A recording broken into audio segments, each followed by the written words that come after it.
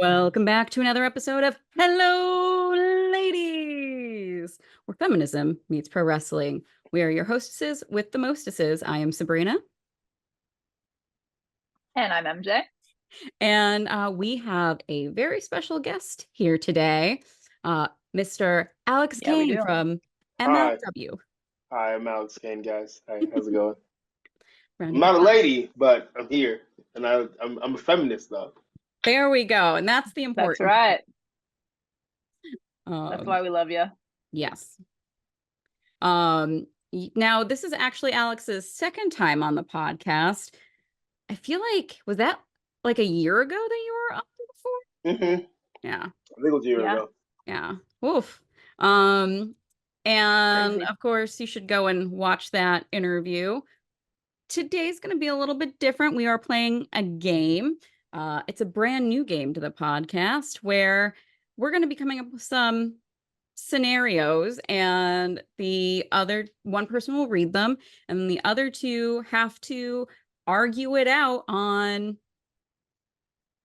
the different points that they can come up with, but they will randomly be assigned based on the flip of a coin. Yep, absolutely. Before we jump in, Sabrina, too, I want to ask people to like, share, and also leave a comment below. Since we've got Alex Kane on here, drop a comment below with someone you want to see Alex Kane in the ring with someday. Yeah. Hopefully it's Joe Hendry now. The last time you were sick. on here, you put into the universe Josh Alexander and it happened. So. Yeah. I guess so. Joe Hendry, we'll do that. That'd be funny. I just want to see what kind of song he would come up with for me. Oh, yeah. Oh, that'd be awesome. All right. Dude, Alex, I would love to see you against Joe Hendry. That'd be awesome. Since you are the guest, Alex, I will let you choose heads or tails. Heads. We got tails. So MJ, do you want to be arguing for option 1 or option 2? Oh God, I'm nervous. Okay, I'll argue. I guess I'll go number 2. Okay. All righty. So I guess let's start off a little weird. All right. Wow, diving right in. Yep. So, all right. Alex, you will be arguing for the first person, MJ for the second. Who would win in an evening gown match, Vince McMahon or Eric Bischoff? Oh, wow. Definitely Vince McMahon. And why Definitely Vince McMahon? Why Vince McMahon? Because I feel like Vince McMahon, just looking at his character from over the years, he'll definitely take it there. He'll take it wherever it needs to go to get the job done. So if it needs to be extra raunchy, it's gonna get extra raunchy. And he ain't gonna have no problem ripping off the even gown off of old Eric Bischoff. Eric Bischoff might be a little hesitant, but Vince McMahon can go right in. Do you think Eric Bischoff would be wearing a full, like, underwear corset gold dust thing? I do. Eric Bischoff would be wearing the most conservative thing he could possibly find. Chastity belt. Chastity belt. MJ? No skin showing. Okay, so I misunderstood the assignment. So I thought that Alex would have to choose like Vince, since that was the first option, and then I by default had to choose Eric Bischoff. Correct. Oh, I am correct. Okay. Yes. Yeah, you are. Yeah, you are correct. So look at me. So Eric Bischoff, whereas Vince McMahon, I think he would play it where he'd come out in a dress, very like grumpy and frustrated and hesitant. I could literally see Eric Bischoff like full wig, lipstick. He'd have like the drag queen like titties on. He'd have like the whole setup, right? He would come out and he would really commit to the bit. I don't think that he would win, but I think he would go completely full bore and make it ridiculous.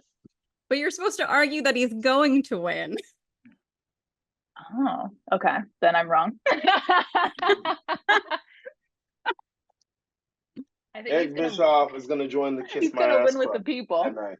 He's gonna win with the people. No. He's not be winning with no people, but he gonna join the Kiss My Ass Club.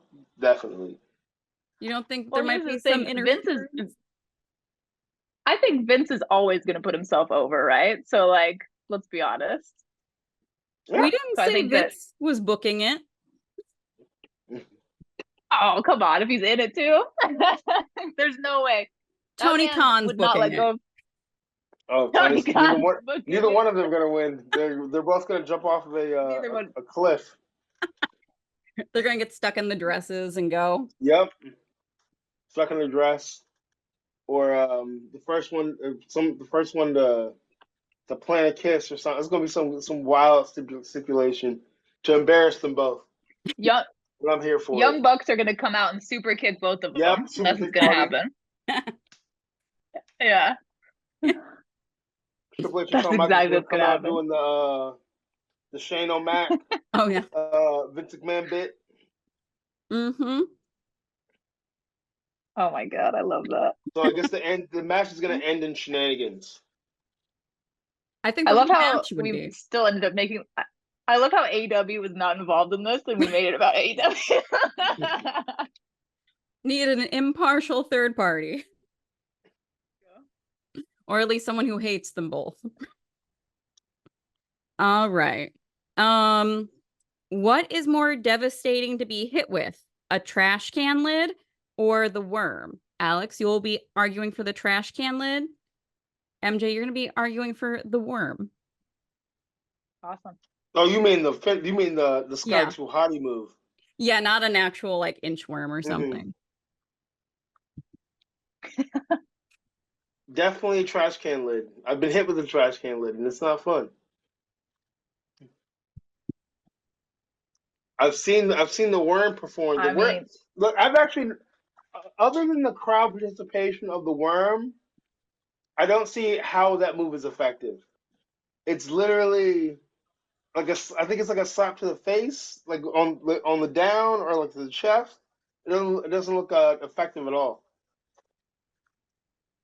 what about like the psychological component though, Alex? Like completely stunning the other competitor in the ring. Like how do you do that? Like how do you come back against the worm in that regard if you're too psychologically stunned, right? Like the bitch was You too kick out stunned to at one. speak.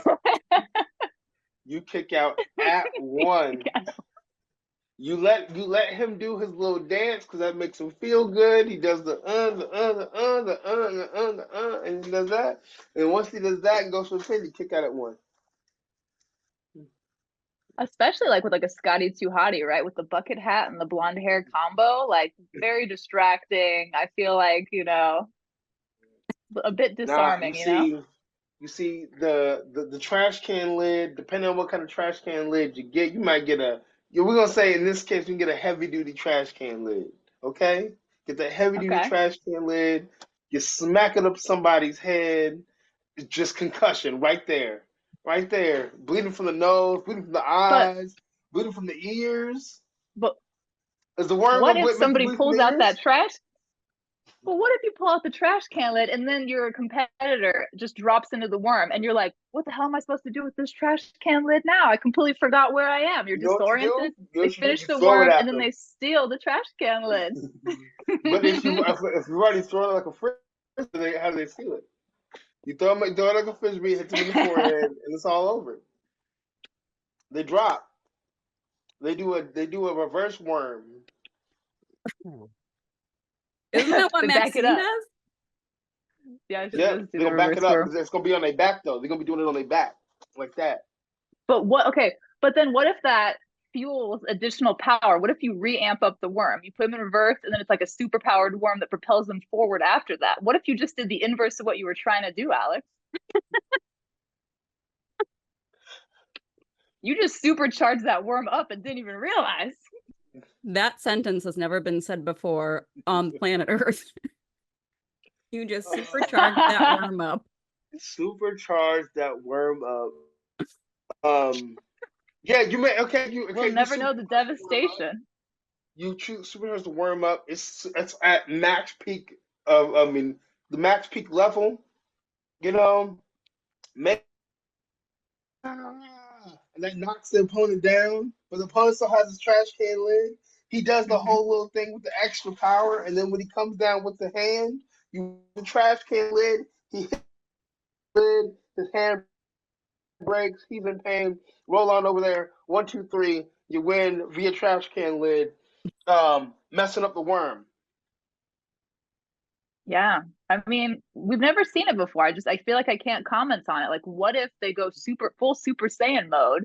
It's over 9,000 worm mode is happening in the ring right now. I just feel like we've never seen it done. How can we comment on it, you know? If we've never seen it done, we know it's going to be effective. I think if Alex Kane were to do a worm, it could be a trash can lid. Alex, I would Mm-hmm. love that. Sabrina, this was a good one. Make a trash can lid disappear because you can't do the worm with the trash can lid in your hand. Trash can lid just appears out of midair, and then bam, it's over. Win. 1, 2, 3. Giving like Still strive too hard. His Undertaker whole with gimmick. like I was gonna say it's giving like Undertaker with like the lightning out of his hands kind of. Trash can lid. That's right. Only in That's wrestling. Right. Only in wrestling. Yep. Only place it can happen. Are we ready for the third one? Yeah. Okay. All right. Who would be a better tag team partner? Disco Inferno or Ryback? So I knew you put Disco Inferno on this list earlier. I knew it. I gotta argue for Disco Inferno. being the better tag team partner Oh my than Ryback. gosh. By the way, if we aren't blocked, the three of us by Ryback yet, this should do it. Bro, if I had to argue the worm, then you got Disco Inferno. Man, the disc. Man, I don't know if it was his account, or maybe it was a burner account that somebody was using. But I mean, if it's a burner account for Disco Inferno, which is crazy. But I think it was Yeah. during my title reign, and the account posted that Hammerstone was no hate to Hammerstone, no hate at all. But this post was wild. He said Hammerstone's everything you want in a champion. Alex Kane is woke is broke champion, and I'm just like, really? Woke is broke? That's what we're doing here? Okay. All right, you fake Glenn. All right, fake Glenn. Damn, better tag partner. I mean, I guess Disco Inferno could be a better tag partner.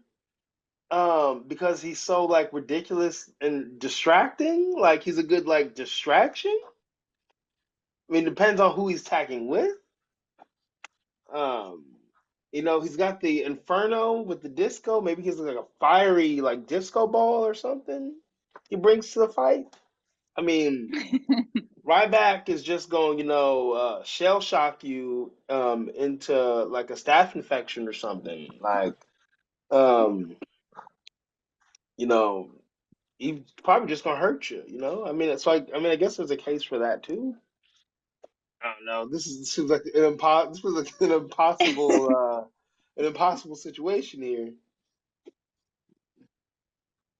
I feel like they both Alex, just did get Sabrina thrown ever tell out. you the story? Alex, did Sabrina ever tell you the story about how the only like real WCW Sabrina or I watched earlier was randomly it was like Disco Inferno for each of us, and Yeah. so it's like our only like core memory of WCW is Disco Inferno. No, I was not told this. Yeah, But Yeah. that's crazy. That's why I didn't like wrestling at first. And I also never liked WCW because I saw a Disco Inferno match and it confirmed like every terrible belief I had about wrestling. And when I remember when the invasion angle happened, I was like, thank God. Damn, that's Like, great. I never watched. I don't think I ever really watched WCW as a kid. It was always WWF. Because I grew up on like Steve Austin and The Rock. So like, yeah, I never witnessed like a Goldberg or a fucking Disco Inferno. Only reason why I know of Disco Inferno is because he has bad takes on Twitter. So literally the only reason why I know who he is. Yeah. You didn't miss anything. That's what Cody said. That's what Mm-hmm. Cody said. Never Yeah. drew any money. Like when I go back and watch like some of his, like he was a good jobber. He was a really good jobber. Really, really good jobber. But outside of that. And wrestling fans, the phrase jobber doesn't exist anymore. Jobbers aren't a thing anymore. They don't just have guys on the roster just lose, you know what I'm saying? Or whatever. Back in the day, that was a job. You know, that's what things Yeah. people did. Yes. Yep. Nobody get offended. Exactly. It would be funny Yep. if while trashing Disco Inferno, that's what they got upset about, the jobber part. Oh my God. Honestly, that's so IWC coded though, Sabrina. I Mhm. could totally see that. Oh I yeah. can't believe he said People want to jobber. find something to be mad about. Oh yeah. Yeah. Don't worry. How dare you, Alex? Those people would have turned off the second they were like, feminists. Ugh. Yep, Yeah. exactly. I'm safe. Yeah. Yep. You're good. So we can agree that Disco Inferno would be the worst tag partner? Well, MJ technically hasn't even said her argument yet for Ryback being the better partner. I mean, I'm What good. I'm argument good to would be say. I'm good better? to go with what Alex said. You have to say something in Ryback's Okay. hype All right. machine. Here's what I'll say. So if you are in a tag team situation with Ryback, the great thing is that you would probably never get tagged in, so you could really just relax and just take it easy, man. Like wrestling is really hard and strenuous on the body, and people who's gonna know that better than Ryback's opponents who are gonna experience that in real time. Yeah. So sit back and relax. If Ryback's your partner, he's got it covered. Yeah, so I think Ryback is the winner of this one for the better tag partner. Man. Yeah, right. Yeah, he's a goof, but he's a strong goof.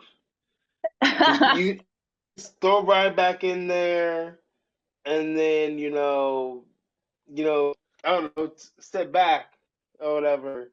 With Disco Inferno, like he's gonna get squashed. Yeah. Yeah.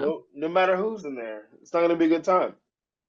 I did see Ryback live once and just like and the photo I have, I remember I put the caption underneath like this isn't normal or healthy to look like this. Like Mhm. I was rose back Yeah. and could perfectly see all of his veins in like his upper body. Wow. Juice to the gills, and he'll still lie to this day and say that he never took anything. Gotta stick to your lies. Mm-hmm. Mm-hmm. All right, we ready for the next one? It's a lighter Ready. one. All right. We're ready. Who has the more impressive mullet, Eddie Guerrero or Dom Dom? Alex, you're arguing for Eddie. Oh, then yeah, Eddie Guerrero is the greatest mullet to ever pass professional wrestling. That thing was beautiful. That's when that's when I got introduced to Eddie was mullet. He had the red tights on. He had the gold boots. Gold Rider. Yeah, that Eddie is goated. That Eddie is goated. That hair is goated as well. Dom is just he's just trying to ride the wave of his uh a strange daddy or some shit like that. Even though he looks like Rey Mysterio, and we also think that he's Eddie Guerrero's son, which is crazy.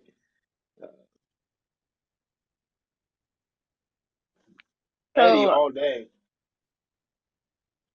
I think you touched on a little bit of what I want to say is that there is no actual documented proof, Alex, that Dominic Mysterio is not his child. And so I think that by pure genetics alone, at least where we can speculate, I would say that the mullet is not only longer and more luscious than Eddie Guerrero, but it's just passed directly down from the father to the son. So it's just as evolution continues, we have just seen the further extension and growth of a beautiful mullet in professional wrestling. And I think he's just taken it one level up. See, Dom isn't. It's not as clean as Eddie's. It's not as it's not as crisp as Eddie's. It's just a really bad it's a really bad sequel. The sequel's never as good as the original. It's a really bad sequel to the first mullet in that bloodline, I guess. But Eddie's is superior. But Eddie got prime China with that mullet. I mean, Rhea Ripley's cool, but she ain't no China. But I mean, Eddie Guerrero. I mean, we talk about Dominic Mysterio. One, if we go back to like the pure lusciousness of Dominic Mysterio mullet, and we think about the sheen and the luster of said mullet, you hold strictly by chicken tendies. The power of the chicken tendies to translate the grease directly into the luscious locks of the mullet. I think that's a superpower we haven't locked into yet, Alex. And it also has attracted not one, but two women in Liv Morgan and Rhea Ripley. And honestly, that mullet attracts gold wherever it goes. Let's be honest. Look, the matches that Eddie had with that mullet, the championships that Eddie had won with that mullet or whatever, far outweigh anything Dom could do today, tomorrow, in the future. All right, there was actually luster and sheen to Eddie's. Dom's be looking mad dry. I don't know what I mean. I guess you see the grease from the chicken tendies, but that's all that is. It's not no luster. It's not no clean, no shine, or whatever. That's just grease from the chicken tendies. Eddie's looked washed. It looked well conditioned, well taken care of, well trimmed. It probably smelled really good. Um, and yeah, and it's Eddie Guerrero. Viva la raza. Long live the people. Okay, but Eddie had a lowrider. What does Dom have? Does Dom have a lowrider? No. He did come in Monday with Liv and his mullet in a lowrider. Yeah, but did he bring it to the ring? Did he make it bounce up and down? Nah. I don't want to hear all that. I don't want to hear all that. That don't count. Let's unless talk he bring about it to the ring. in relation to feminism, though, right? Mm-hmm. Dominic Mysterio doesn't need to be the key player in the championship title because he is the man behind the woman carrying the title consistently, right? So he's a great support system, a true feminist, one might even argue, for the women in his life. That man is a womanizer.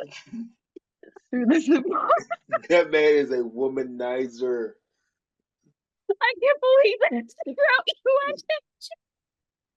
Okay.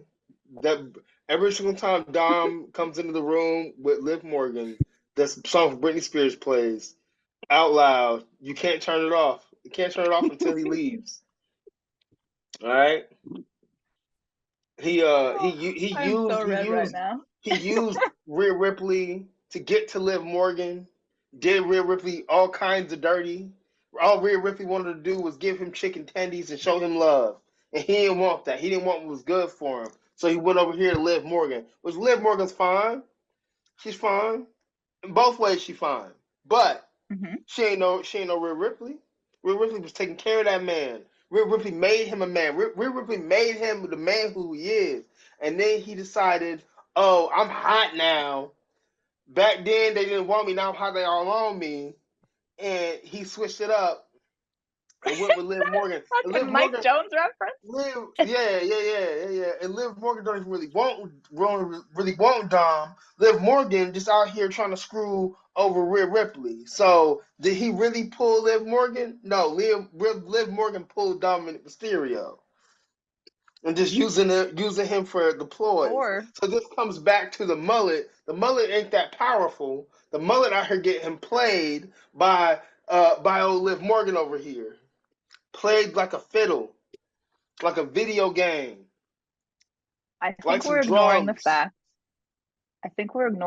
that Dominic Mysterio has been through a lot of trauma, right? He had a deadbeat father, first of all, and he was vulnerable. He was taken advantage of by Rhea Ripley. She seduced him by putting her legs around him, and it was not not something that I don't think that he was really in store for, right? He didn't ask to be beaten up by her and then taken in by the Judgment Day. Liv Morgan, who saved him, let's be honest, from that, who unconditionally loved him. I think that narrative is consistently spun to we're ignoring the fact that both Liv Morgan and Dominic Mysterio were victims of the Judgment Day and Rhea Ripley. So why? They were victims? Rhea Ripley is the victim here. She's the victim here. She got hurt. She has to go away. Liv Morgan slides in and be like, "Hey, it's better over here. The grass is greener over here, Dom. Dom. I'll give you even more chicken nuggies and chicken tendies, Dom. Oh, your mullet's so nice, even though she knows it's extra dry. It's so nice, Dom. But it's not. Because secretly, Liv Morgan over her breaking the fourth wall, telling the camera like, "Yeah, I'm playing this, man." Like it's the Office or Parks and Rec. "Yeah, I'm playing this, man. Playing this man like a fool. I'm just trying to mess up Rhea Ripley's life. I don't care about Dom." And then she be playing all these extra super raunchy games on screen or whatever to make us all believe she is selling the gimmick. She's selling the gimmick. And we applaud that. She's going in with it.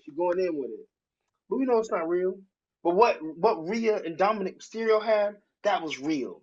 It had us thinking that even though Dom just got married and that Rhea Ripley is married, I think, or engaged, whatever, I think she's married, or whatever, the old buddy, or whatever. It had us thinking that, there was something going on there. Like, there was more than friends.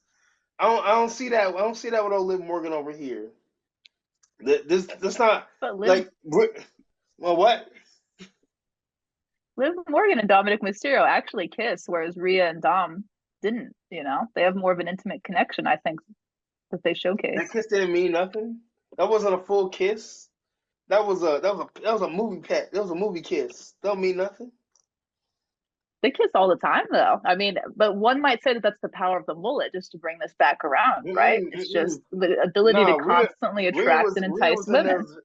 Rhea was in them interviews saying that they was out here getting it in, animal style. Okay, that's what she was saying in the interviews. Maybe they didn't want to be super public with it. You know what I'm saying? They want to be super public with it. They just want to keep it under wraps. From y'all to be able to see anything.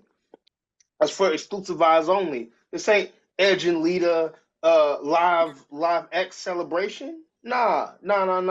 This is we gonna tell y'all what we doing, but we ain't gonna show y'all because that costs money, and y'all ain't got enough money to pay for what's going on here. Okay, but Dom and Liv, they out here just putting on the show. They out here doing these fake little movie kisses. Until I see them both playing tonsil hockey on Raw, I don't want to hear nothing. Maybe it's just that Dominic finally feels safe enough with the partner that he doesn't feel like he has to do the things that he did with Rhea. It's time he's finally able to slow down. He's with somebody that's really there for him, right? Someone who was drawn in by the mullet initially, and then he going 100 miles per hour. He about to crash. Boom! He about to crash. He about to be bad. He about to crash. I just love how you two are arguing, because like MJ comes in with like such quiet, like therapist like things until she loses it and starts laughing. I can't. When he was with Alex saying this in like the most sincere tone, he about to crash.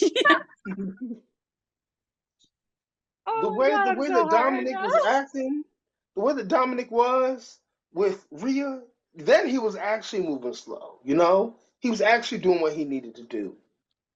But with Liv Morgan, he ain't doing the same thing. He out here being reckless. He out here being reckless on screen. Out here kissing this girl in front of the world when he don't even mean it. Like, come on now. And again, it all comes back to. I think that we're once too. What it all comes back to is that mullet is a fraud. It's not a real mullet. That's a toupee. You think it's an extension? Now you're making speculations about the man's hairstyle. I am. It's because it's not. It's not as That's luscious straight as to the heart, Eddie's. man.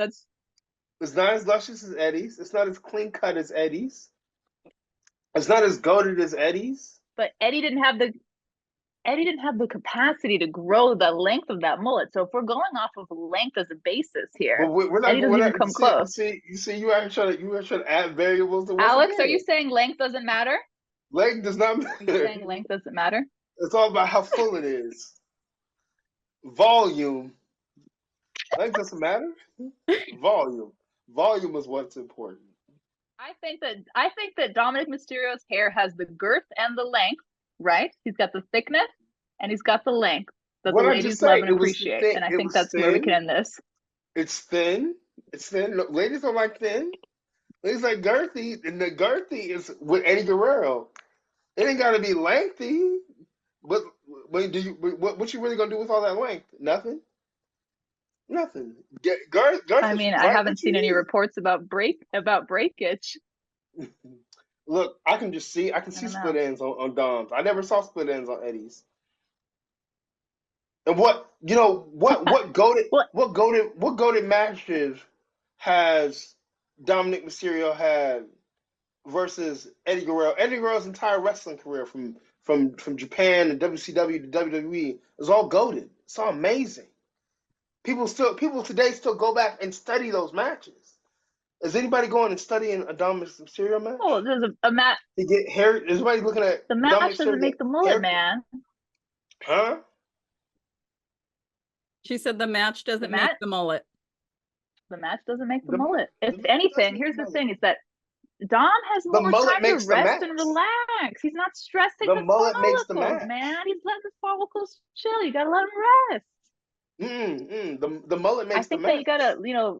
you gotta, you gotta relax the mullet, man. That's the key here. Well, it's not relaxed.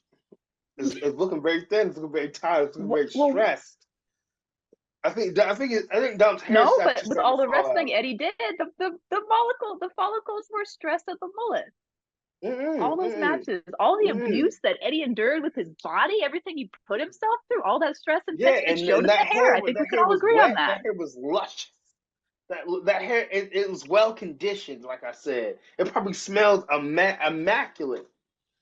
Dom's hair smells like chicken tenders. Like he just I think that he don't even take care of his mullet. He be wiping the grease from the chicken tenders on it. That's not care. That's how I know it's probably falling out. That's how I know it's probably a toupee. Alex, I feel like You wouldn't this sounds like a slanderous statement. Have you ever seen Dominic run greasy fingers post eating chicken nuggies? I think that he's a very conscientious man with his sanitation. I think that he would absolutely wash his hands. He has to have at least a clean hand to hold hands with Liv, and he's got to have a clean hand going into the ring. he I can't think he's because a he's man of Dirty Dom. sanitation and standards. His literal name is Dirty Dominic Mysterio. He's inherently dirty. No matter if he washed the hand Does that after apply to the eating mullet? chicken tenders or not. Yes, it does. Whether he washed his hand before or after eating chicken nuggets, it automatically goes back to being dirty because it's Dirty Dom. Dirty's playing the game. You got me on that one, Alex. I rest my case. This is the best argument I've ever witnessed in my life. That was great, Alex. It was amazing. Oh, I hope we never see each other in court. It could be the end of our friendship. honestly, Alex, you could have had a career as a trial attorney and still could if you decide to go that way. I'd be the funniest trial attorney on the planet. They'd be like, we can't take you serious, Mr. Kane. And I'm like, okay, and you know he guilty? What are we doing here? We saw the video. We saw him do it. Oh, it's allegedly. No, there's no allegedly here. We saw him do it. The lady who took the video is right there. He even looked at the camera and said, "Yay, this is me. Hi." See, That'd be wild. that's the courtroom you show up to watch the proceedings for. Mm-hmm. All right, I think I got one more before we switch to someone else. All right. I will go with, all right. Who is the better dentist? Isaac Yankem or Britt Baker? It's got to be Isaac Yankum. All right, check me out. The name is in the expertise is in the name. Yankum. Like, I mean, yeah, it might be a little bit more painful, sure. You just yanking them out. But um, it's definitely got to be efficient. See, DMD is out here, taking a little time, doing a bunch of extra stuff, maybe trying to numb it up. But Yankum just yanking them out, efficient, getting some pain. Yeah, what it is. Pain goes away. Take a painkiller. He's yanking them out. And he was so successful at being a dentist that he was able to retire from being a dentist, burn down his childhood home, try to take out his brother, um, and in the process, creating a whole new persona in just being Kane. No Alex, no relation to Alex Kane. So I would have to say, and DMD, like, okay, cool. You did a little entrance, whatever. But you ain't got no cool name like Isaac Yankum. That's my Can you, that's my case. Alex, talk to me about Yankum's dentistry credentials? Because kind of what from you've described, it sounds like maybe a man who was on a psychopathic brink of destruction, who lit his, was involved in arson-based activities. So can we talk a little about that, about how you feel like that's a reputable dentist and how the arson actually applies directly to his practicing of dentistry? All right. So check me out, all right? He started out as a sane, dentistry student. But he still grew up in a harsh home. You can't run around here, being normal with a brother named the Undertaker, right? He gets to dental school. Everything's riding high. But he can't use his family's last name, so he has to come up with another one. So he comes up with Yankum. They goes, um, what would it be? The dental office of Isaac Yankum. That makes that pulls you toward the dental office. Okay, all right. He graduated like I think I read somewhere that he graduated like top of his class. All right, top of his class. He was so good that instead of instead of like going full blown to a practice, the WWF was like, we need this guy. He's amazing. It was before the NIL deals or whatever. This is the precursor to NIL deals. Okay, next in line. Isaac Yankum was next in line. All right. His dental career was so successful. He made so much money yanking them out that he was able to retire. Now, did the bad childhood and the crazy wizard undead brother come back to haunt him? Sure. And he handled it accordingly. If you can't kill, no, let me use I don't know. Let me use internet friendly. If you cannot unalive the already unalive brother, you gotta burn it down like Seth Rollins, okay? So he burned it down, and he even hurt himself. He had to wear a mask and up until what was it, 2005, 2008, something like that. It was sometime, okay, sometime, all right. But to go back to his credentials, top of his class. What is Britt Baker? Was she the top of her class? I mean, how many? I mean, did she? Is her dentistry so successful that she was able to retire from dentistry? She's still being a dentist, right? And wrestling. So I'm just hoping that you can kind of confirm those sources for me. Now, was it Twitter or X, would you say, that you found the fact that he graduated at the top of his class? Was that the IWC that provided that information? I know that they tend to be a very reputable source. So I'm just asking that you confirm the source of that, if you don't mind. No, it was the BBC. Okay. It was the BBC. So They are. I here's the think thing: they that Britt are right in Baker. the middle on whether they lean which way or not. Okay, all right. They'll follow the IWC. They are. They're on It's the same. interesting They're that on the you. same It's level as interesting the you believe Rivers. you. It's interesting that you bring up political leanings. Now, Yankum, it seems like in his modern day, he might have a little bit of a right wing extremist type of a touch to his political stance and belief systems. I'm curious how you feel like that relates to his dentistry practices and the ethics that he practiced. Well, see, Glenn Jacobs and Isaac Yankum are not the same person. See, Glenn Jacobs Oh, is wow. an impersonator of Isaac Yankum. Isaac Yankum is the original. Glenn Wow. Jacobs is trying to pretend to be Isaac Yankum. He's trying to slander this man's name, slander all of the great accomplishments of the great Isaac Yankum. All right, okay. So Glenn Jacobs can lean any which way he wants to. He probably gonna lean so much that he gonna fall over. But Isaac Yankum over here, Isaac Yankum is for the people. Okay, Isaac Yankum's for the people. Glenn Jacobs, not for the people. He's for the corporations.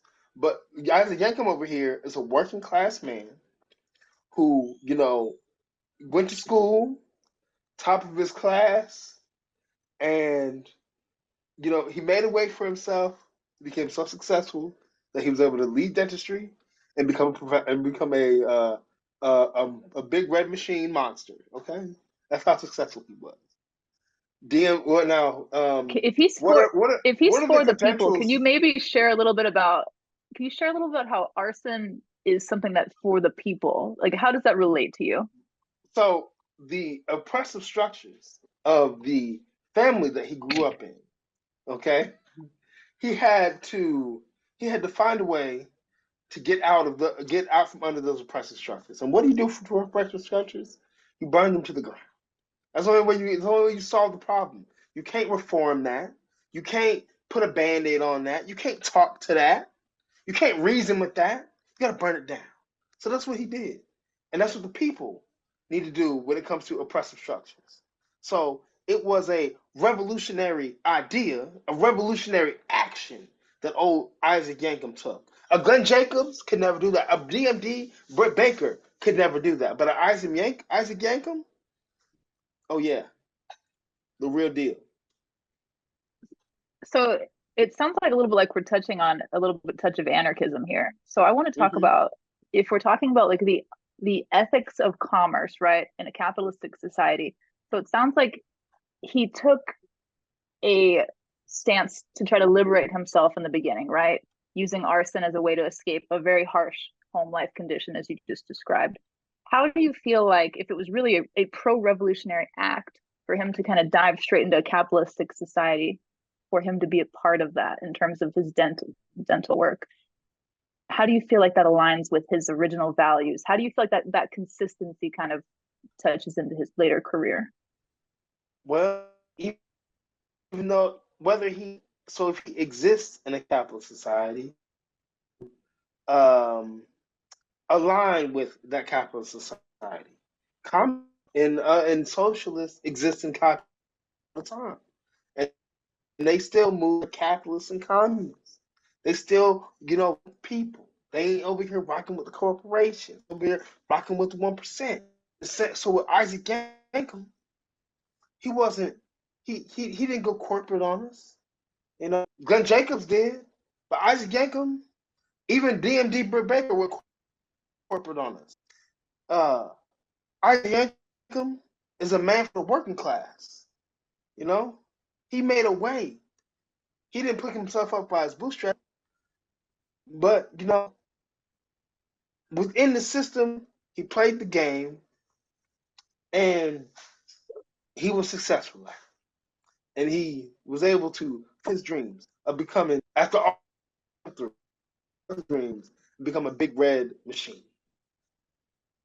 Alex, I'm getting something here in real time from one of our fact checkers, and it sounds like it might be a little load of bullshit about him not being Glenn Jacobs and that they actually are the same person. Can you comment on that? That if he was an anarchist kind of in the beginning as you speak, and he went into like a very capitalist type of dental practice, right, to try to, in a capitalistic society, as you said, and then he went on to be more of a right-wing extremist. Can you talk a little about how that anarchist to right-wing extremist pipeline kind of works in the dental side of things for him? So all right, so check me out. Like I said before, Isaac Yankum and Glenn Jacobs ain't the same person. Just like Big Red Machine, no, yeah, just like Big Red Machine and Glenn Jacobs ain't the same person. Okay, so Glenn Jacobs is, on an island all by himself. He the capitalist right wing extremist over here, or whatever. And then you got Big Red Machine. He ain't really got no views or nothing like that. He's just, I will keep do bad things to myself if I don't win the titles type stuff. You know what I'm saying? See, he's a neutral character here. And then Isaac Yankum over here, I wouldn't say he's on the left. Maybe like center left over here, right here. I don't think that a working class dentist over here is something happened, after doing this monster thing or whatever. Something happened like right here that led to this right wing extremism, and I think it's the trauma from his childhood finally caught up to him and made him, lose his mind a little bit, because he lost the math. He you know uh, he got taken over by this evil spirit named Glenn Jacobs. Okay, so this evil spirit named Glenn Jacobs took him over, or whatever. They looked eerily similar, took over his body, and now he's over here acting out of who he would normally be. He's acting out of character right now. But there's a point in time. There's something that can be done to restore old Isaac Yankum back to his normal self. And just like he did with his childhood, he's gonna have to burn it down. He's gonna have to burn down what is the structure that is Glenn Jacobs, to burn that to the ground, to return back to the revolutionary Isaac Yankum. I was waiting for more arson. One thing we've done a lot during this piece is we've talked a lot about whether Glenn Jacobs, we talked about Yank, we talked about Kane. What we haven't talked about is DMD. So with that being said, I want to talk about how a lot of the things that you're presenting, they show a man who was just inconsistent his entire life.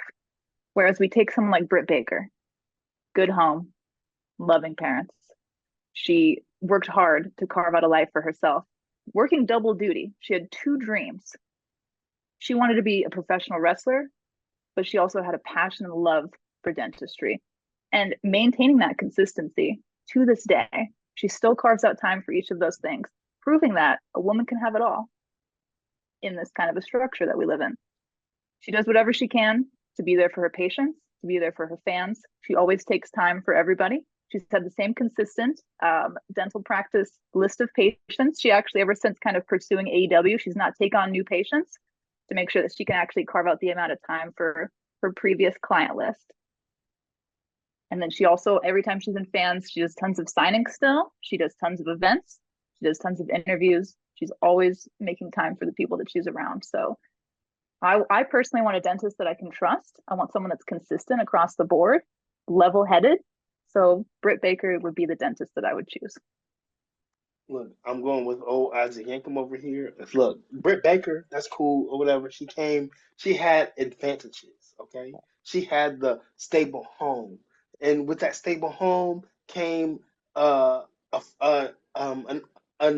unwavering focus, okay? She was able to focus on, these two things over here. She didn't have to worry about, the things going on at home. She doesn't have a undead wizard brother or whatever, trying to complicate her life. She's not distracted. That's right. You're making a great argument for why I would want to pursue Britt as a dentist. She's not distracted. She's not distracted. Okay. Exactly. Yeah. Wait, so just so I'm clear on where the argument's going, it sounds like you're advocating that you're looking for someone who practices dentistry who is distracted. Do you think that's going to Yes, yield the results in your mouth that you want to see? that's going to yield Okay. perfect results. Perfect results. Okay. You see, if she's too focused, that means she's probably gonna be doing too much. She said she's gonna take out one tooth, but she ends up taking out four. But As opposed to a man named Ivan Yankum, you don't yeah, think that that's going to be his Ivan Yankum, inclination, is to want to pull out teeth? Yeah, he's gonna pull out the one, and then he's gonna go on about his business. The DMD over here, she gonna be too focused or whatever. She gonna see too many things going on. She'll start popping out teeth. But see, Yankum over here is just gonna yank the one and send you on your way. He's going to keep Yankum. He's going to yank him, and he's going to yank him again. No. That's what a DMD would do. Yankum is just gonna yank it and go.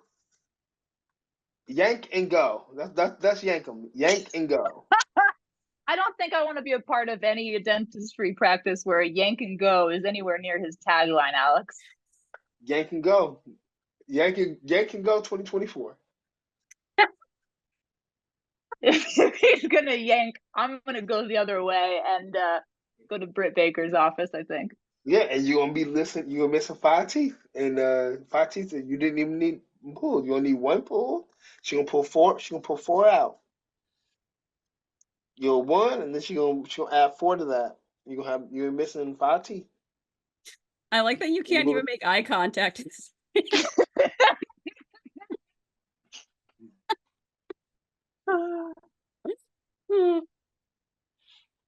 All right. Well, I think we found the Alex, I think you went deep into the Kane subreddit on this one. You gave him a whole new defense for his next political campaign. Yeah, maybe he real. he steps it up, uses it better than whatever he comes up with. I need to be on his PR team. I feel like we also found the name for this For episode, real. Yank and Go 2024. Yank and Go 2024. All right. Well, that was fun, man. My face actually hurts from all the laughing I was doing. And I feel like Alex almost got retribution for Tyler for all those times. Well, at least the one time where he spit coffee all over the inside of his car listening to us, because I almost spit my tea all over the room. Hilarious. The BBC. Okay, now that was us wrapping up part 1. MJ, do you want to take us on out? Absolutely. In the name of our Lord and Savior, Willow Nightingale, the babe with power, power of voodoo, hoodoo, you do. Nothing matters. Smile anyway.